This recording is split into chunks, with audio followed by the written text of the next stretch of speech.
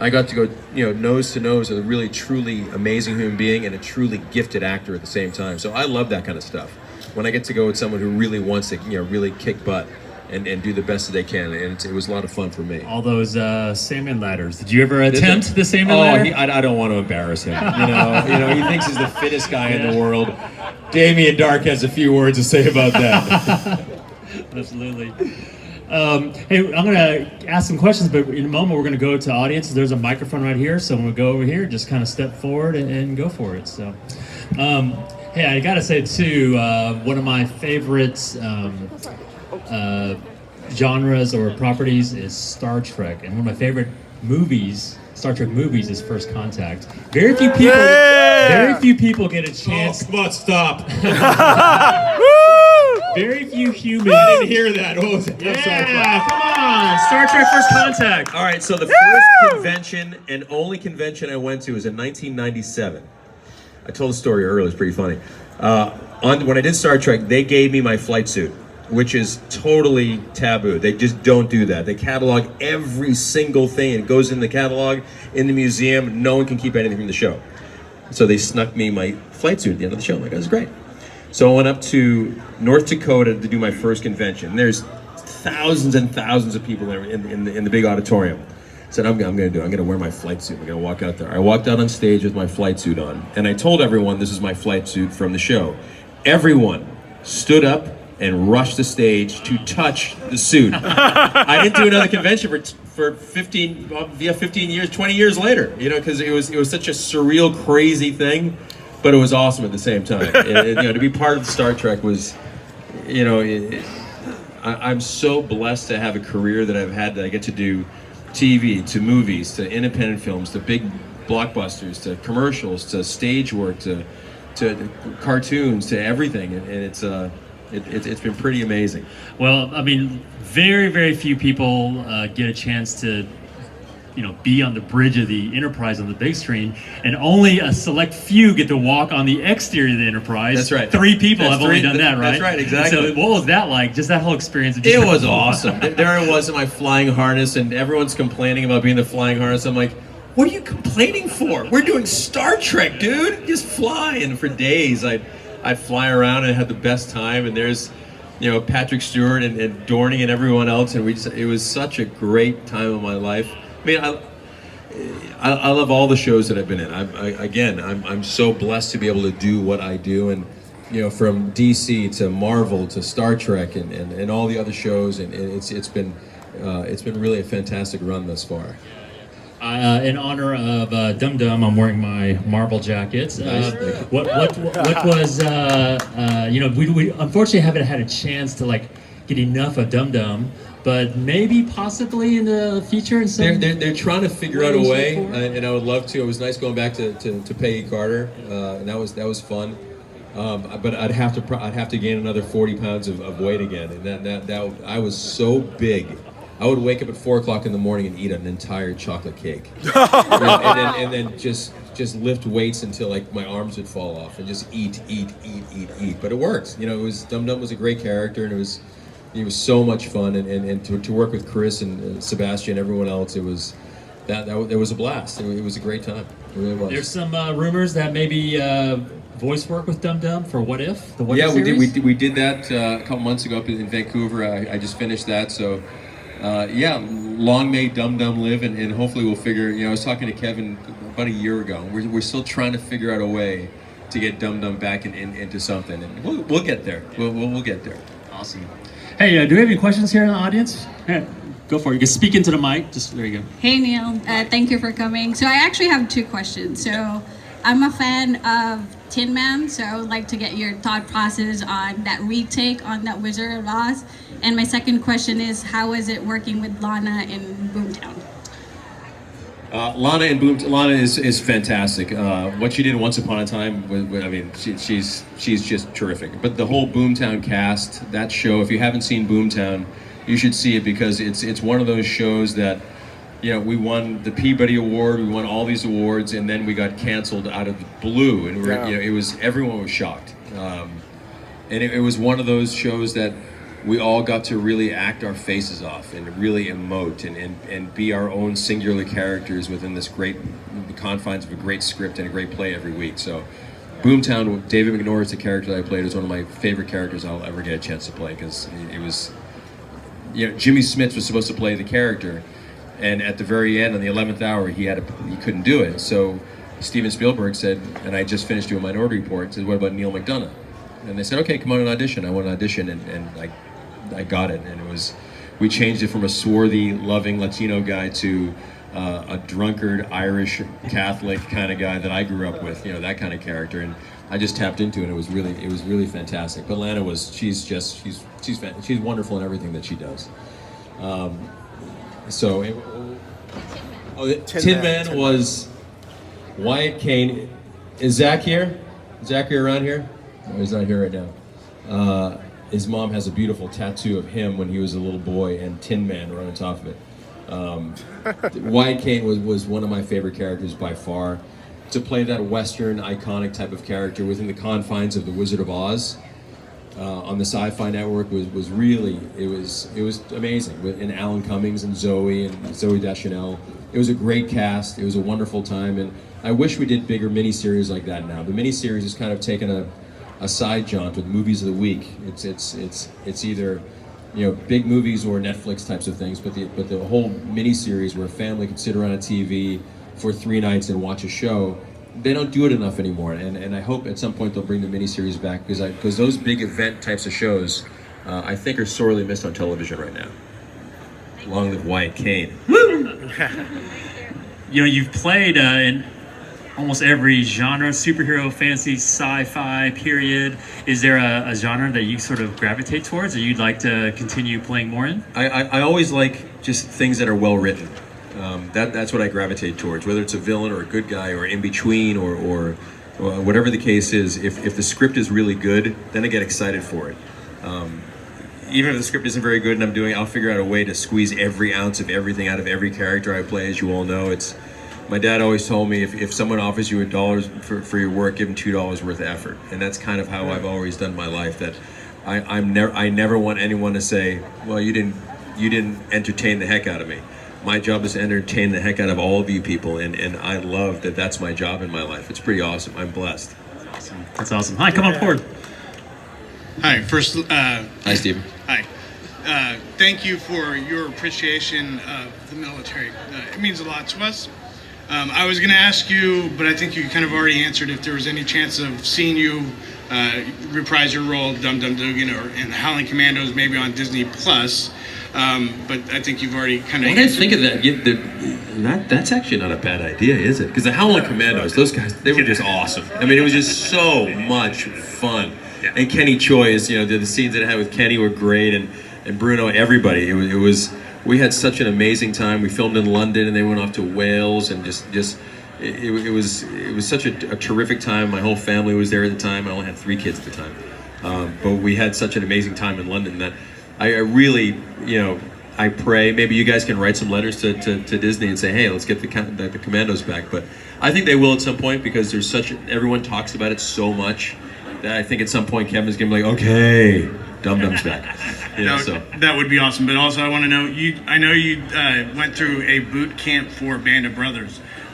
Did you do that also for Captain America with the Howling Commandos?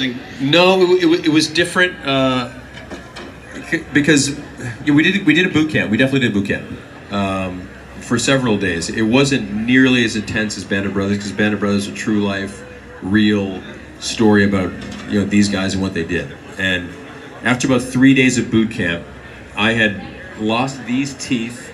This was cut open, broke my toe, broke my thumb, and this was, I think, day 3. And all of a sudden, there was you could feel all the guys. It was kind of like a mutiny. And then all of a sudden, we're at this base way out in the middle of England, and this helicopter starts to come down. And we look at this helicopter. The helicopter lands, and out of the helicopter comes Steven Spielberg and Tom Hanks. And Tom Hanks with his long castaway beard and his long hair. I'm like, wow, what's Tom doing here? This is interesting. And Tom says, I hear you guys are getting tired of this. Well, let me tell you what it was like for these guys, how tired they were. And he did this speech about how we owe it to the men of Easy Company to really suck it up and work hard and tell the truth at no matter what level of pain we have to go through, to tell it for them. Not for us, not for yourselves, but the guys of Easy Company. And from that second on, everyone was like, yes, sir. And we just went to work and we hunkered down and did our job. And I think it paid off. I think it all worked because Tom Hanks was there. It did. Thank you. Thank you. Thanks. Thanks, Steve. You know, you mentioned Flag of Fathers, of Our Fathers, Clint Eastwood, someone that's, again, few people have a rare opportunity to work with. What was that experience like? He was the most no-nonsense guy. You know, when you're filming with Clint Eastwood, you literally better be prepared. In fact, he'll roll and on a rehearsal, and they'll say, all right, it's enough, let's go on to the next scene. And if you weren't prepared and you flubbed a line, the whole place would just be kind of like, uh-oh. And you wouldn't make a mistake again, because we'd be done by lunch every day, and lunch was steaks and lobsters, and he treated us like kings and queens because he wants us to be the best that we can be. That being said, my wife was having a very hard pregnancy with Morgan, who's around here somewhere, and he heard about it. We were in Iceland, and he says, I hear your girl's having a hard time with your pregnancy. I'm like, yeah, how did you find out about that? He goes, I'm Clint Eastwood. He goes, do you want to go back? I think you need to go back on the plane and go back to your lady tonight. Do you have all your scenes memorized, or all the scenes? I'm like, yes, I do. And he goes, all right, boys, we're going to shoot Neal out, and we're going to get him on a private plane to get home back to Los Angeles tonight. And I'm like, wait a minute, how do you do that? He goes, didn't I just say it? I'm Clint Eastwood. Let's go, boys, let's get Neal out of here. And it was like, what director would do that? Wow. Because he puts humanity above anything else. That's the difference between Clint Eastwood and just about anybody else that I've ever worked with. Steven Spielberg's the same, Tom Hanks the same. The guys who get to the very top of any business care about humanity as much as what they're doing. And Clint Eastwood is the most amazing, wonderful, fantastic, tough as nails, most artistic guy that I've ever met. And I was really blessed to be directed by him. And that was a really, that was phenomenal. Yeah, amazing. Hi. How you doing, Neal? Great, how are you? You mentioned Angels in the Outfield. That was one of my favorite sports movies as a kid, along with, obviously, the Mighty Ducks movies. Disney and sports just worked in the 90s. Yes, it did. But a couple questions. One, obviously, you know, your career's taken off. Same goes for Joseph Gordon-Levitt, Adrian Brody, doubly so for Matthew McConaughey. What was it like for you guys doing that back then before you guys became these big-name icons? It was funny. When I got Angels in the Outfield, my mom had just passed away, and I bought myself this powder blue 1963 Skylark convertible. Nice. And everyone was flying up from Los Angeles to Oakland to shoot the film. I said, I'm driving up. And so I drove up, and that became the cast car for the months that were up here. And instead of taking the bus to work every day to the Coliseum, Adrian, McConaughey, I mean, everyone would sit in the Skylark, and we would cruise to work every day. And it was such a phenomenal time in my life, because we're all a bunch of nobodies. It was our first movies, you know, and here was me being a college baseball player, getting to play in Anaheim, here in Oakland. We shot in Anaheim too, we shot at Candlestick also. But to play baseball every day for months, it was one of the greatest times I've ever had as an athlete, as an actor, and those guys are still my buddies, and it was really a magical, fantastic time. And the other part of that, what was it like when you got the call to come in and do that 30 for 30 skit for College Humor? That was awesome. and I went back home to the clothing store in Cape Cod, Massachusetts, where I'm from, and there's really preppy, over-the-top preppy clothes in Cape Cod, Hyannisport, where I'm from. So I said, find me the ugliest, most over-the-top Madras jacket so I can pull focus during the scene. So I had the jacket, and you could see it. It's the worst used car salesman jacket you've ever seen in your life. And they said, we want to do a 30 for 30 spoof? I'm like, great. He goes, what do you want to wear? I'm like, let me see if I've still got it. And I found it, and I wore it in the scene, and it still fit, which was awesome, which was very surprising. But it was Whit Bass was one of my favorite characters I ever got a chance to play. It was my first character. I dyed my hair dark red for my mom because that's what she had, and it was a great time. And here I am back in Oakland all these years later. So thank you for bringing me back here. It's been awesome. Yeah, thanks for coming. Thank you very, very much. Thank you. You have a Yes, question? hi. Hi, daughter. I was just wondering Hi, daughter. what you liked. Say hello to my daughter, everybody. Courtney Ford on Legends of Tomorrow. Courtney's unbelievable. I was just talking about Courtney a minute ago. Do you know her? Yeah. She's so talented, funny, charming. Courtney, come on up. Yay! Hey, we need you for This a second. guy's the best. He's just the best. You gotta share stories about you. Come on. Give a round of applause to Courtney. You guys, Yeah. do you have any good Courtney stories? There are no Courtney stories. make it? She's so professional. Yeah. She's always there. She's always ready to go home. You never fall. Never. but she like, you know, it's like, and Brandon, same. These guys are like, they want to win on every take. They want to bring it. They want to make sure that they do the very best and help out anybody else who's on the set to make sure they're doing the best. And I think that's why Legends is such a great hit, because they're great actors, they're great human beings, and they're amazing people. And I was so fortunate to be part of it. Hey Neal, how are you? So the question is, I see you as Thanks. heroes. Now I'm getting weepy-eyed. Thanks, Courtney. Appreciate that. I see you play heroes. I see you play heels. It seems to me when I watch your acting, because you as Jay Hamilton still sticks in my brain, big time. Unrated movie, by the way. When I got Jay Hamilton, Walking Tall, who's seen Walking Tall here? So they said, we want you to be in Walking Tall, and I read the script. I'm like, oh, great. I figured I was going to play the Johnny Knoxville character, and they're like, no, you're the villain in the movie. I'm like, what? He goes, yeah, you're the villain. We saw what you did in Star Trek.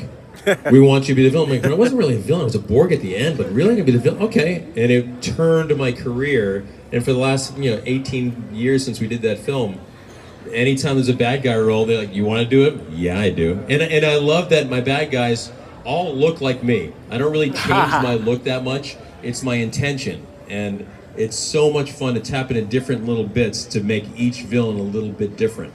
And this year, from Van Helsing to Altered Carbon to The 100 to Project Blue Book to Suits to Yellowstone, all these shows I did this last year, Right. I look the same in all of them. But it's just these slight degrees of difference, the way I think about things, the way I feel about things, the way I talk to people, the way I look at certain people.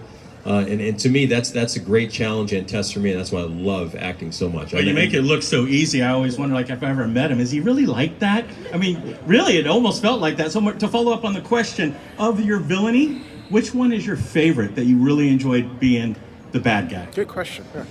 Wow. Good question. Boy. Good question. It's like saying, who's your favorite kid? Of course, Morgan will say it's me, Dad. It's hard, Damien Dark on Legends was just so much fun to play, but he wasn't really bad, because he became a dad and he became this nice, lovable daddy guy and that kind of stuff. So for deep, dark villains, Jay Hamilton was so good. I loved Red 2. I had someone, because I got to work with Malkovich and Bruce Willis and Anthony Hopkins and Helen Mirren and Catherine Zeta-Jones and everyone. It's impossible to say who's my favorite one. My favorite, wow.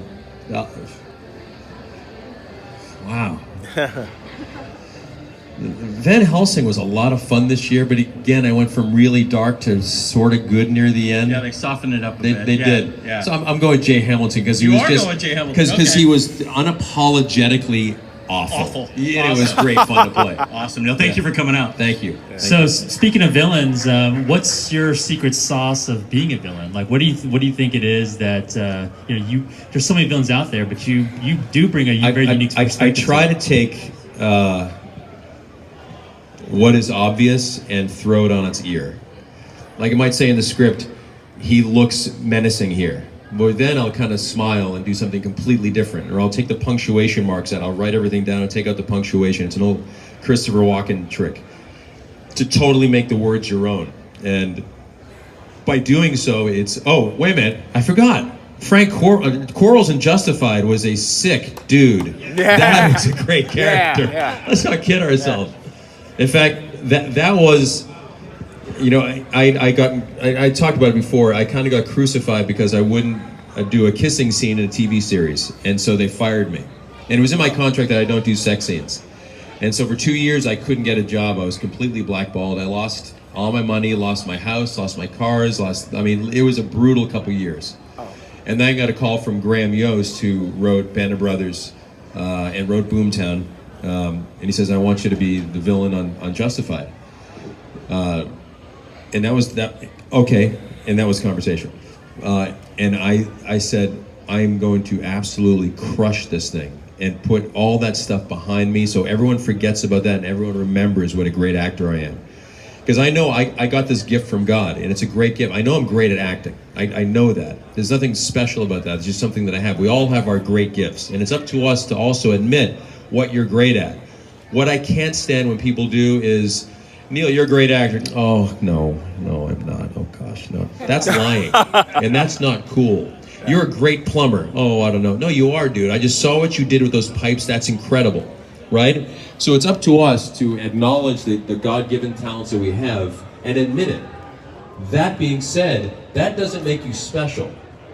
You still have to work at being a great human being, and that's the paramount thing. That's the most important thing we can all do in our lives, is to be the best human beings that we can be. We're here today because we all have comic books. Comic books take us away from all the crazy, sometimes negative things that we have in our lives. And comic books sometimes get us cooking, thinking, hey, things are possible. If this guy or this girl could do it, why can't I do it? Well, that was kind of the game plan that God had for us to start with in the beginning. And that's how I feel about life, that I'm really great at what I do, but I have to work so hard at being a great human being because the temptations are out there. It's horrible. That's why I gave up drinking years ago, because I knew that it wasn't the best thing for me to have a great relationship with God. And being a father of 5 kids, I didn't want to be that dad either. So I had to dig deep and get things out of my life. And I think that's what we need to all do, is try to figure out this crazy stuff in the world, this bizarre stuff in the world. We're all privy to. We all see it in the newspapers every day. It's out there. You have to accept it. But what are you going to do as human beings to make your world a better place from you to everything else? That's the question we all need to ask ourselves. And that's what we work on every day. And that's what I work on. And it's fun for me. I get to play villains and good guys and all kinds of stuff, and it gets to introduce me to different things in life. But the thing I keep going back to is, I'm great at what I do. I get to work so hard at being a great husband, being a great dad, being a great friend. God first, me second. Family first, me second. That's excellent. Thank you. Hi, how's it going? Great. Neal, just want to know, what was it like to work with Tom Cruise on Minority Report? He's a lot taller than everyone thinks he is, first and foremost. And Tom is like, he's like the most handsome dude ever made. He's the coolest cat. He's so kind. He's a great dad, and he works his butt off. There are a few guys. You don't get to be number one on the planet by luck. It's hard work. What we do, it's hard work. Anything we all do, if you're going to be successful in anything that you do, you have to work hard at it. Tom is at the very top of everything because he works so hard at everything that he does, and he rubs off on you. And I loved working with Tom, and I hope I get to do it again soon. And they talked about the new Mission Impossible. They talked about me the other day about possibly being the villain on the new Mission Impossible things. And You'd be good, yeah. That would be, Absolutely. That would be great. Yeah. But Tom he's terrific for a reason, because he cares about everyone, and he's just a genuine and very generous human being. I love that guy. Thank you. You already mentioned Morgan a couple times and being a father. Morgan, where are you? We need to get him on stage here. Exactly. What is it like, having such a body of work, and then now your kids are growing up in it, and they, what do they think of you being a dad? Some of your roles, their favorites, do they avoid it? What's it like being a dad to? I'm not really. You should probably ask Morgan. Yeah, let's get him. Morgan, where are you, bud? Morgan Patrick McDonough, come to the stage. Morgan Patrick McDonough. You lost your father. I don't. It's hard for me to answer that question. I think that we have found Morgan. Morgan is coming up. Morgan, get on that stage, Morgan! Come on up, man. Your dad was talking about you Give so it up much. for my son, Morgan, everybody. Have a seat.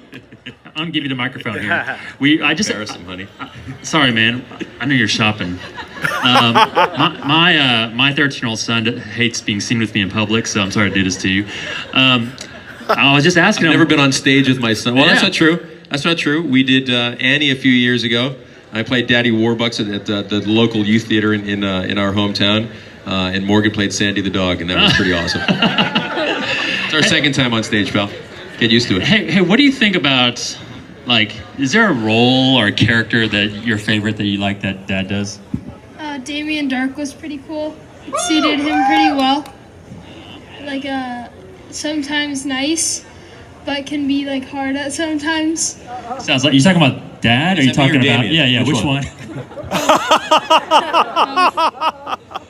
Is it cool to have have a dad that's a actor?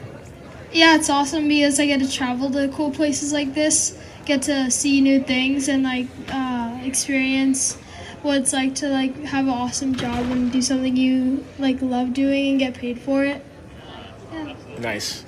Is it a bummer? It's a bummer though too, because he has to travel some, he has to be away, be on set. That's kind of a bummer sometimes though, right? No, not really, because there's a lot of us. There's 5 of us kids, so usually we'll all stay home, or one of us will get to go if we choose to.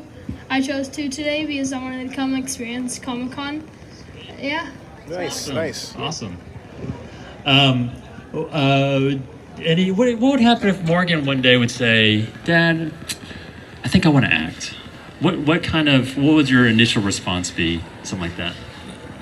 For any parent who has kids who want to act. Yeah, I think it's, you got to let your kids do what they want to do. You can tell your kids to do this or that, but they're on their own journey. You can't really say what to do. You can help and you can coach and you can be there to advise, but they have to take the steps themselves, right? So I'm blessed because my oldest here, he sets the tone for all the others, and this kid is, not only is he a phenomenal championship athlete, and he's won championships from basketball and baseball and you name it, getting A's in school, but that's nothing compared to the dynamite kid that he is, and how he cares about others and what he gives to the world, and his relationship with God, and if to say that I'm a proud dad.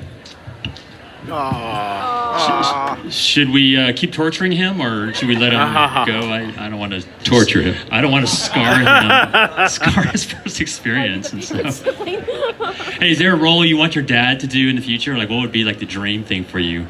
Ooh. I might need a little time to think about that one. All right, you're free to go. All right. Checks in the mail, son. That's right. Good job. Give it up for Momo. Good job, Morgan.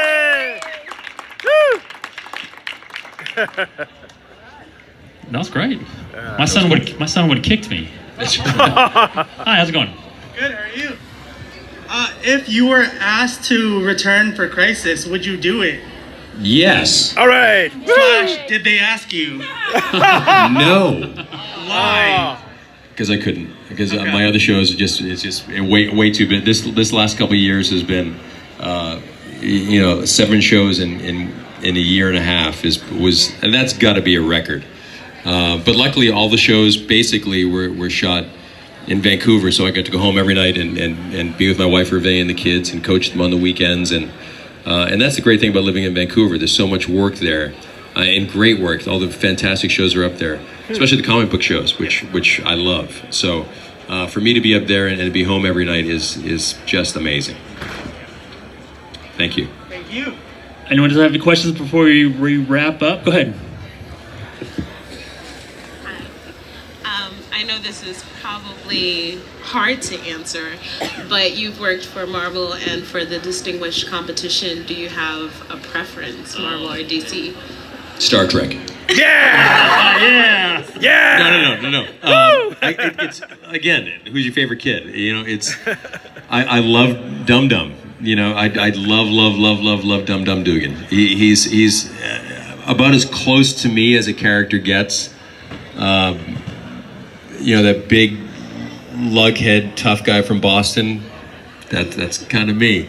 But Damien Dark was one of the greatest times I've ever had. I mean, to play Damien was just, thank you. Yeah, it was just, you can't beat that. It was such a wonderful time in my life. So I love them both. Long may I play for both of them. The only one I haven't done so far is Star Wars. So we got to figure that one out. We were talking about that the other day. So hopefully that'll be the next one. Thank you.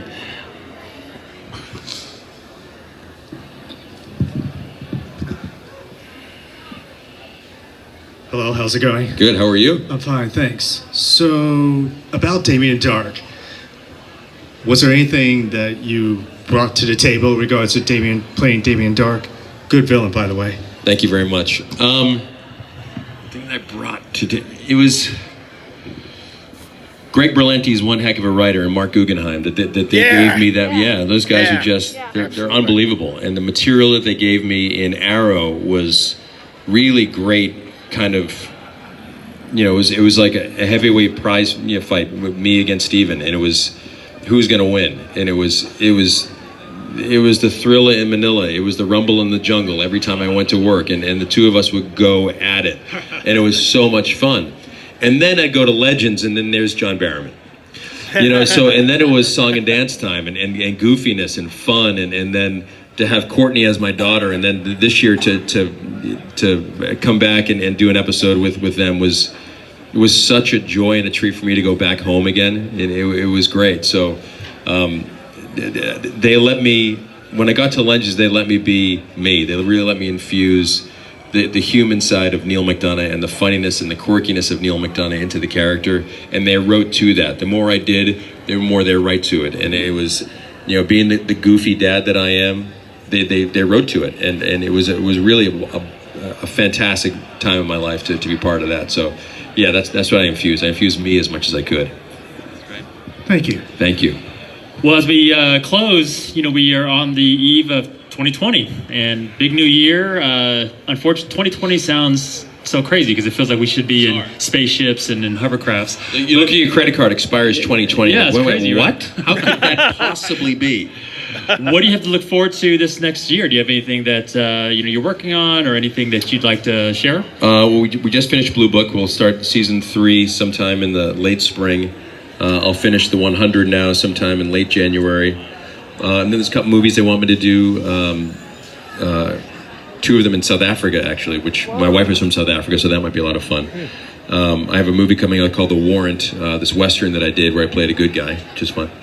Thank you very much. And I'm developing a show right now with Warner Brothers, and it's just been very busy and just fantastic, and I'm a very blessed guy. Hey, Bay City, Bay Area, let's hear it for Neal McDonough. Thank you so much for joining us. Thank you. Thank you, Oakland. How do you not love this man? It's incredible, right? Yeah. Hey, Neal, welcome to Oakland, Neal. Oakland! Oakland! Oakland! Neal, we love you. Woo.